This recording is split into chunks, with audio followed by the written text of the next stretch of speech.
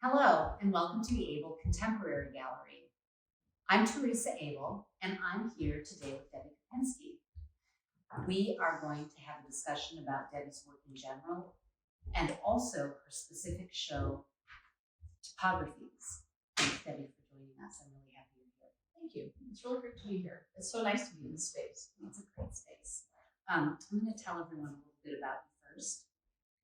Debbie's creative practice explores the intersection of the natural and man-made world, as well as how narratives can be constructed as a collaboration between artist and viewer. Her sculptural works range from individual pieces to wall and floor installations, sometimes paired with drawings. She has been a resident artist at the Archie Gray Foundation for the Ceramic Arts, the Appalachian Center for Crafts in Smithsville, Tennessee, and the Arts in Industry program at Kohler in Sheboygan, Wisconsin. Her work is in the permanent collection of the Long Beach Museum of Art in Long Beach, California, and the Archie Gray Foundation in Helena, Montana, as well as the John Michael Kohler Art Center. Kupinsky has been included in exhibitions at the Long Beach Museum, the Fuller Craft Museum in Brockton, Massachusetts, the Clay Studio of Philadelphia, and the Red Lodge Clay Center. She is currently an assistant professor in sculpture at St. Norbert's College and maintains a studio in Appleton, Wisconsin. Thanks, Debbie. So I think the first thing that we should do is talk about the title of your show and what that means. Well, typographies is really a word that means landscape, or thinking about the structure of the landscape. And I don't know, this work really grew out of me considering like how do we as people interact with the landscape and that built environment and the natural environment coming together. A lot of times you go to the wilderness, right? You go to Montana and you're like, oh, hiking is so amazing. Or I think of paintings from the 19th century, like Albert Bierstadt's, these like visions of this like grand landscape of America. But to me, it's like we really interact on a daily basis in like the small places that we carve out, the suburban and urban areas. Like I walk down by the Fox River, or like, here they have a little nature preserve close to town, or pathways that go down by the river, and that industrial space really intersects with the natural. So that's really kind of the basis for this project, which has been ongoing for quite a long time. Yeah. So there's a video walkthrough of this installation on our website, abelcontemporary.com, so that people can see what it looks like. But for those who are watching this talk right now and not here in person, let's tell them a little bit about what they would be experiencing. So there's wood blocks with poles, ceramic pieces that allude to nature. And then on the walls, there are these wonderful wooden branches and leaves coming off. And then is there paper? Some of the work, there's paper and there are drawings. Yeah, the leaves, some of the leaves all the leaves that come off of the wooden pieces of the tree forms and the branch forms are paper. And so I basically painted paper on both sides and like constructed those. And they're held on there with wire. They have little wire stems. And then these are drawings of things that I see all the time by the Fox River that came from my photographs, like the railroad, crossing sign. This thing is from the drawbridge over the Fox River, or I live on the other side of a ravine where a lot of the drainage goes. So there's just kind of trash down there from like when it floods. So some of the things are from there too. And then the branches are green and white, and they have flowers and they're interspersed with birds. So this particular installation is more focused on springtime. Originally, when I began making branches, they were all white, but then I slowly started incorporating green, and I wanted to include like the flowers of spring and some of the birds that we see, like the red-winged blackbirds. You start hearing them during the spring. So I want to bring those things together. Yeah. It's interesting to me that there are some buildings made of clay that are also on the poles. Oh, those are birdhouses. They're birdhouses. Yeah, of course they are. You see them have a little Yes, round no, pole. I do, yeah. But the things that are definitely human-made, like this drawing of the train wreck, which we can talk a little bit more, and the underpass or overpass, the bridges, the buildings.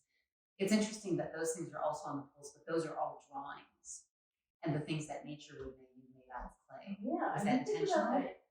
I was just thinking about ways to incorporate like the experience of walking on the path or the experience of walking and going into that space. And so that was my way of like creating these like larger, I mean, I'm not gonna like make a little train wreck, you know? It's like, how would I don't know, it just seemed like a natural way of like separating them visually because they're also in black and white and the rest of the things are in color. Right. So, I mean, I guess it is a deliberate choice. Yeah. No, it's interesting. I didn't think of it that way. Well, and it's interesting because when you were describing those spaces that might be, they're wild, yet they're urban. Yeah. We all interact with a lot of spaces like that. In my neighborhood where I go running and walking, there are a couple of those sort of wooded areas within the neighborhood. And they're kind of magical places because very quickly you're out in nature, but you know, you're not really, and you can see the backs of houses. Yeah. And there's a Or like the train tracks goes through it. Or like this particular area, you know, it's up against the Fox River and then it's just like train tracks and then a hillside, so they can't really build anything there. But it does, and eagles actually, I didn't make any eagles, but they sit on this one particular tree, it overlooks the river. So, you know, it is a really beautiful space, but it's also like there just because of that industrial land. Like there's really, like everything down there is like a paper mill or like train stuff or old blocks from the river. And the branches themselves, I really want them to be just tactile and things that you would just, you know, anybody could make them. I didn't want them to be like these really precious, beautiful branches and have like a simplicity to them and a sense of movement. And so like everything to me, I try to approach things like, what's the most direct way I can do this, right? Like how can I simplify something? Like with the branches, I had all these ideas about how to hang them and I'm like, you know, I'll just try the simplest way first and see if that works. And did it? Yes, it did work. Yeah. So, well, talking about those, I mean, I'm really curious about, have you shown this installation anywhere else or work similar to it? Because I'm curious, when we have artists who do the shows in number 5, some of them have been working on a piece and then they were just able to translate it into the space. Some people look at the space and make a piece responding to the space. So I'm wondering how you approached this show. Well, these works go back like a while. Like originally, I worked collaboratively with my husband, and he works really differently than I do. And so we made an installation. It wasn't even the white branches; it was just some flowers that were kind of like this. Yeah. There's a few of them in here actually, but not very many. And then, like we just made a whole bunch of them, and we arranged them on dowels, but they weren't on these blocks or anything. So that really got me thinking about like immediacy and like, do I really need to make everything myself? Because my friend helped make them. She made some, Craig made some, I made some. And then over time, it just became like something that I was interested in. So I made this like larger installation with these white branches and the blocks. It didn't have the trees. It had a few simplistic drawings in it, and it had really plain birds. And so I wanted to expand on it, basically. I mean, when you have a job and you teach and then you have a family, it's like you got to really move slowly and build on what you have, I think. So it's just really expanding on and building that idea, and that's what this is. Like, I really wanted to bring like a larger element into the space, which are the trees. And in the past, I did have some wall elements that I had branches on. It's just like they were just really stuck up against the wall, and I wanted to find a way to bring that out into the space. So I spent some time designing these and working on creating a different way. I was gonna put ceramic leaves on those, but then I thought, you know, I think paper might be better, just because like the lightness of them I think works pretty well. And I don't know, I was just playing around with like different solutions to it, and I made a whole series of new birds for this. All the birds are really specific, like red-winged blackbirds and house sparrows, of which most people have a lot of. What else do we have in here? Like goldfinches. Oh yeah. Is that a cardinal? Eastern bluebirds. Oh, there is a cardinal, but I think he's. What is this then? I don't remember what that one is. It's red. Yeah, no, I mean, That's my knowledge. It's a cardinal. It's red. because in preparation for this show, I made more green branches, and I did a version of this at another gallery in De Pere.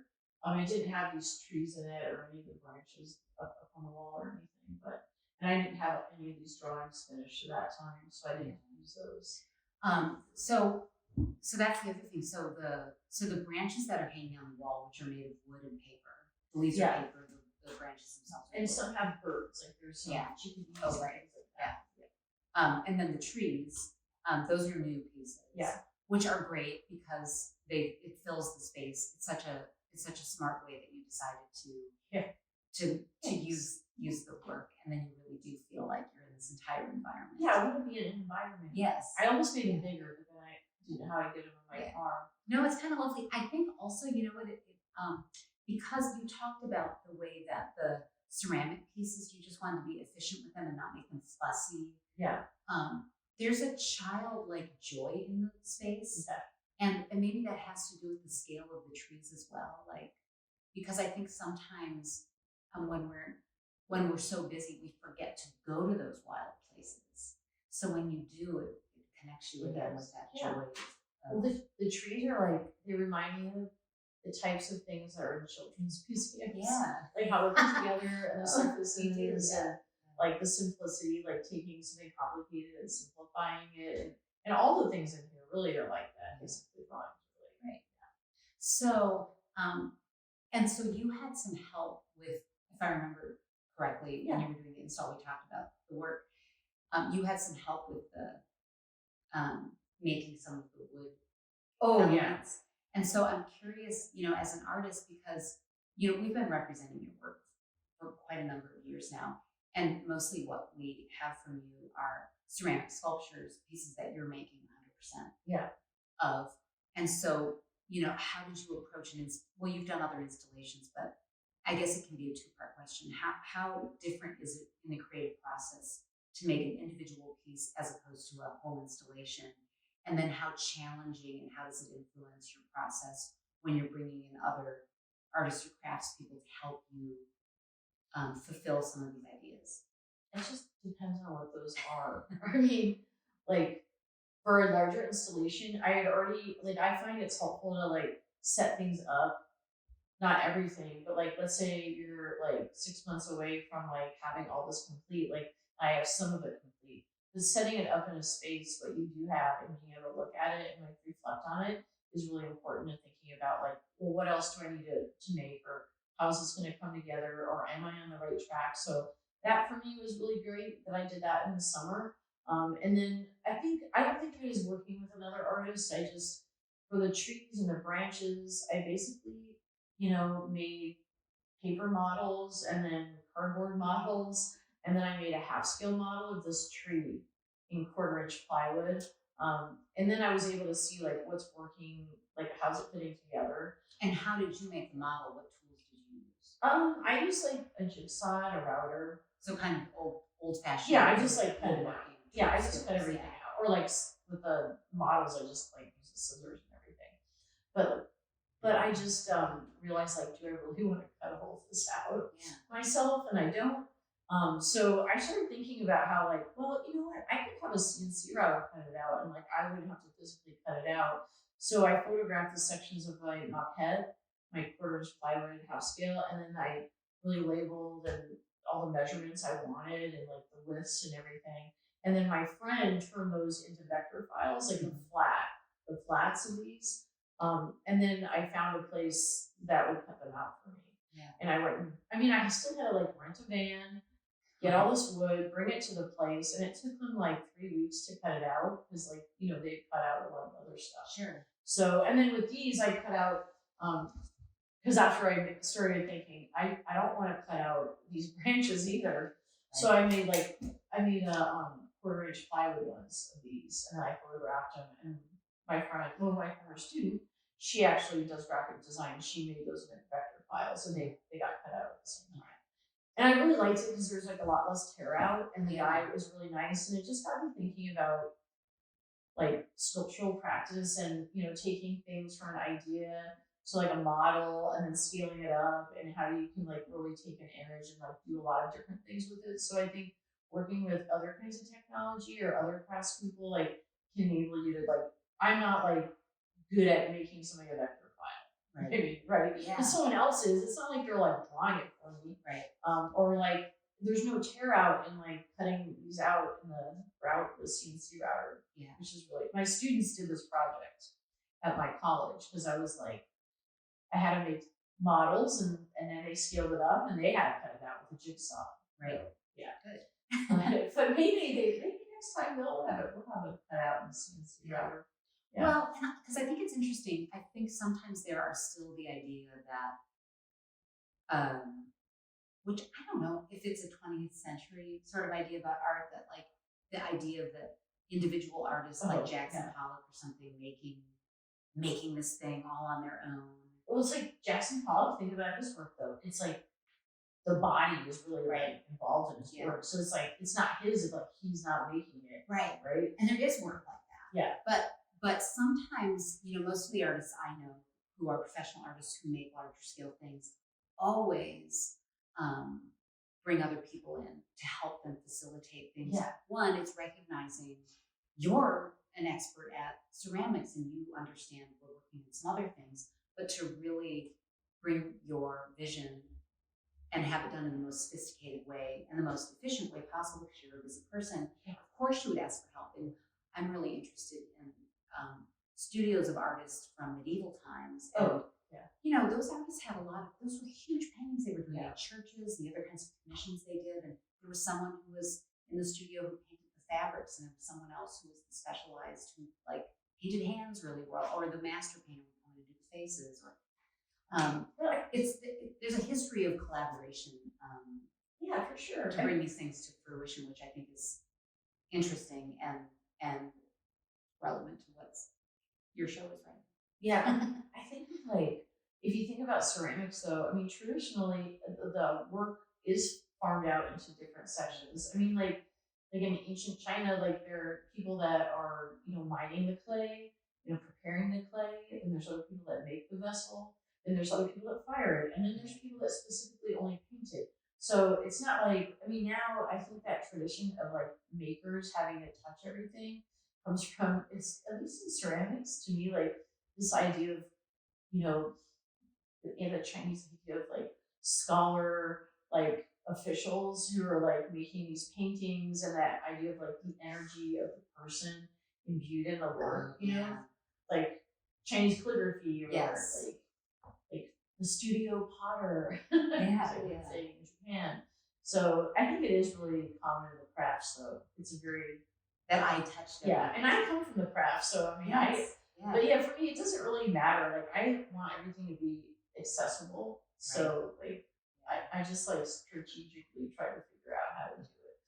But I mean, I'm gonna take these drawings and do something. I'm gonna scan them and do something with them. Yeah. So they're great. Let's talk about a couple of the drawings specifically. Well, so you were working on this project just until you installed it, right? And then, and I didn't know, how far ahead you had it planned, but there's the train wreck. Yeah. Which was in response to the Ohio train wreck. Well, I mean, most of the other things are from my photographs I had collected over time, because I'm going to need some drawings and I want to make some new drawings. So I just have been photographing stuff for the last year or so. So like that, or that actually is from Maryland, but like most of them are those. And so I had. Are they things that you saw on walks? But it's like places? Really like I walk a certain loop down by the river. So like that is if anyone's from Appleton, the Law Drawbridge, and the path, like there's that thing. It's right there. And these are from the ravine around my house, like that brick or like this thing. I think there's a beer can somewhere too. That. Or like that's from the same path, like the Newberry Trail. And that's like there's a big drawbridge that turns, like a train bridge. That's the signal for that. So they're just things that are like this above this drainage thing is the road that goes into our neighborhood. So they're just things from like right around my immediate neighborhood. But when I was doing the drawings or started doing them, I started thinking about how I really wanted to, because I live near the train tracks, you know, and who's to say something wouldn't happen by my house, and Right. you know, like how people are impacted, and we don't really think about it. So I wanted to include that. Yeah. So I looked that up on the internet. So it's not actually from Ohio. That's just like a random train different derailment. accidents. Yeah. The photos, Yeah. you know, where it is, but Yeah. it's just a, you know, because we do like pollute the landscape, but we love the landscape. So Yeah. you know, it's something that I wanted to talk about with the work, because there's a big paper mill there that I think that's the paper mill that's in Kakana. It's across the river and it hums really loudly. And then there's another paper mill from the Fox River Paper Company that's right down by the river where all these other things are around my house. So I wanted to include those two. Because you're like, it's rough and industrial, but it still has all the beautiful birds and things. But we pollute nature. Yeah. Humans are interesting. We love nature. We're part of it, but we're not part of it. Yeah. Well, we are part of it, but yeah, I know. So you didn't have trouble like sort of you don't feel the need to have to do every little thing, touch every part of your work. Oh no, I don't. Yeah. I mean, it depends what it is. Like right now I'm making like some individual pieces. Then you care. Yeah, it's like, who else is gonna make it the way I want to make it? But like I have boxes of these branches. So it's like if one of them isn't one that you really like, I mean, it's all about them all coming together and the accumulation. It's not necessarily about each individual object. Yeah. So it also like, it doesn't have as much preciousness for everything. And it's also not really about me and my skill, right? It's about the idea of everything coming together. Yeah. The other thing that just crossed my mind is we're talking about humans and nature, and not in this show, but other work of yours that we've shown and that you've made about. There's often human figures, but sometimes they're within almost sort of a nest of leaves, or they become part of the leaves. Oh yeah, I know what you mean. What I mean? Yeah, I have figures with like nature forms on. So is that a common theme? Is there a relationship between that, where you're thinking about how we're part of nature but not part of nature? I mean, what is that all about then? Oh God, like I really have to think about it. Yeah, I mean it's about like, well, also most of the figures are women, so like, you know, we produce other people, and it's this idea of like the seasons and the natural world and fertility are kind of imbued in those. And I like this idea of like one of those pieces, I think is called Daphne. I don't know if you know the mythological character Daphne, who's like turned into like a tree because I think it's like Apollo's chasing her and trying to like. Was it a punishment? I'm trying to remember. No, I think her father was like a water, like not nymph, like she's a nymph or something, and then her father is like a water god or something, and like she's getting chased by Apollo, was like gonna, you know, assault her. Yeah, basically. Yeah. And so like he turns her into like a tree or something. To protect her. Yeah. I kind of forgot. There's a famous Bernini sculpture of it. Yeah. No, I knew the visual, and I knew from art history that Daphne was the woman turning into the tree, but I forgot the details. But often those old stories, it's a woman's being punished for something. Yeah. But yeah, there is this interplay between like, we live in the natural world, but we are natural. I mean, we're like part of the unit. We disappear just like all the other organic materials, and we're made of all the other organic materials. But like, we also like separate ourselves in these interesting ways. So yeah, it is. And I have small pieces that are kind of a conversation back and forth with this piece that are, you know, more about craft and like the wood pieces with the birds. Oh, yeah. You're like, oh, no, they're great. Yeah, the wood pieces with the birds and things, and it's just like kind of distilling it down to still like, I just love the idea of like my husband does birding, and then, you know, we have bird houses in our yard, and he has a bunch of bird feeders, and so like they to me are like this intermediary between like our world and the natural world, and like everyone knows what they are, they're always around, you know, so I include those a lot in most of my work. Yeah. So Debbie is married to Craig Clifford, who is also a ceramicist that we also represent. Yeah. And I think that's interesting too. So I'm also married to an artist. The difference in my relationship is that my husband doesn't work in any of the media that I work in. Yeah. So rarely have we collaborated. We have a couple of times, but it's very different, and the way we approach our work is really different. There's always a constant creative conversation going on. We trust each other to talk about what we're doing, and we use each other as a sounding board, but it manifests itself in very different ways. But I'm really interested in creative partnerships like this. Yeah. Because relationships are already so intense, and then when you're both artists. So I was wondering if Yeah, you can talk you're about open it. to talk about that at all, because I think it's so fascinating. When you were talking about Craig being a birder, like birds show up in his work, the two of you have worked collaboratively over the years. Yeah. And how is that? Well, I mean, we share a studio and we went to grad school together, and Did you meet in grad school? Yeah. Okay. Yeah. I mean, I don't know. We make kind of different work, so we're just not weirdly competitive, so we don't really do that or anything. We did a collaborative residency at the Archie Bray in 2012, and I was like, okay, what are we making? Craig's like, I don't know. And he doesn't really have a plan, and I was just like, but I learned a lot from working with him. I mean, we did bicker during that because we're like, I don't know. It was just, yeah. Yeah.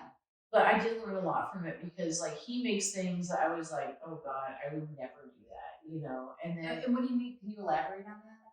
like Just the way he constructed things, or no, just like he makes pieces. He's like, oh, this is a funny plastic gremlin. Remember Gremlins? I can't wait to put that in here, and he would make a mold and then incorporate it into his piece, And he has a lot of stuff like that. He loves Coca-Cola or just funny kitsch stuff, And so I'm like, what am I gonna do with a gremlin, and so yes. And then I just realized oh, I could if I remake that gremlin, then I'm kind of draw. It's like drawing a still life. You have a still life, and there's all this junk, right?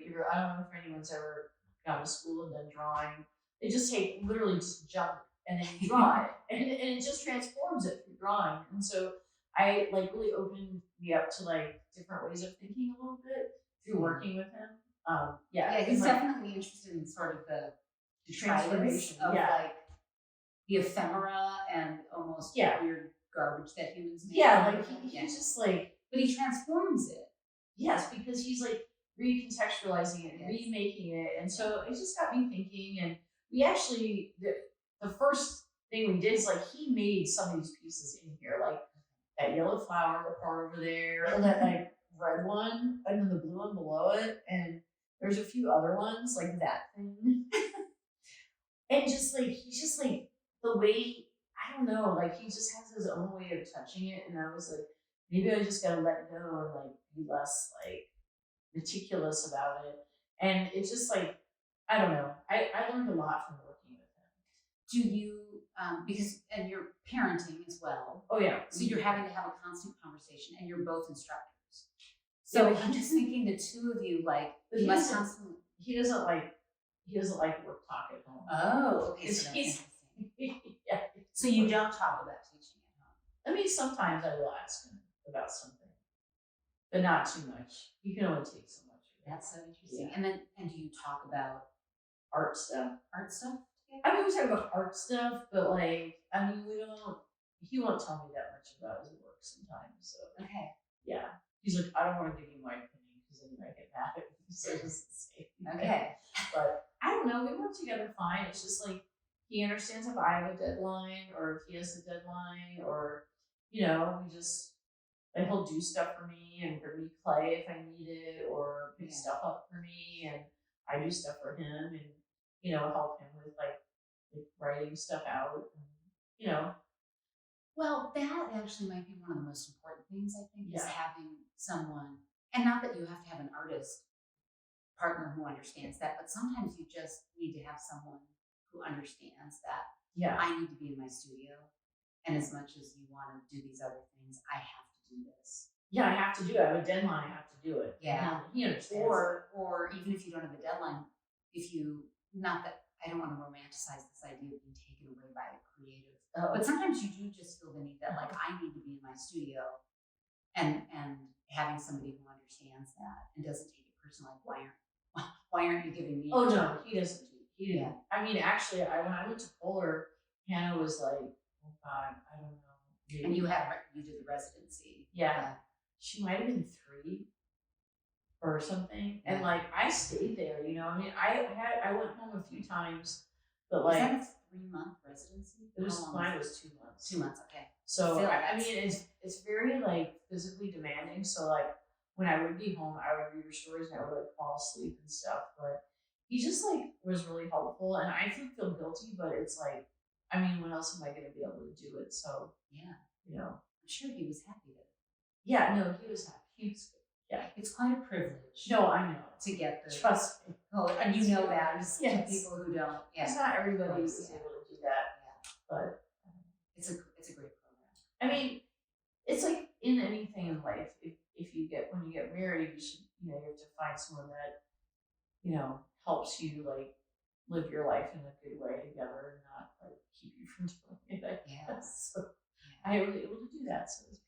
Yeah, very, very nice. Although I did load everything and rented the van and drove everything around, and he picks up clay for me and brings artwork here sometimes. Yeah. Yeah.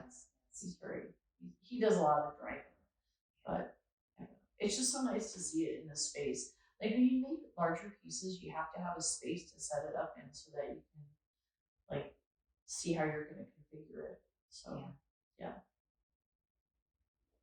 No, it's really good.